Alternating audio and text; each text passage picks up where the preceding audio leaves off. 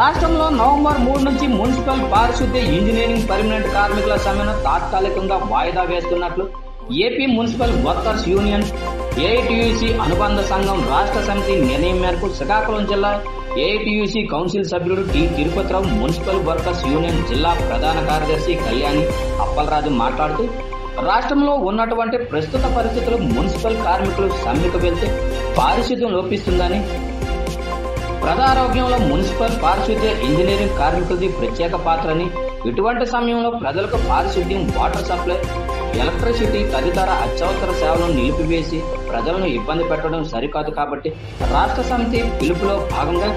October 27న regional director కార్యాలయంలో ముట్టడి, 28, 29న పురపాలక మరియు పట్టణాభివృద్ధి కార్యాలయం వద్ద దీక్షలు,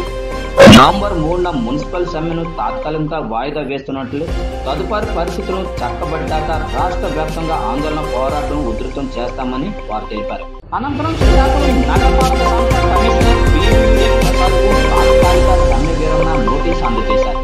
ఈ కార్యక్రమంలో మున్సిపల్ నాయకులు అర్జీ మణి, ఆర్ గణేష్,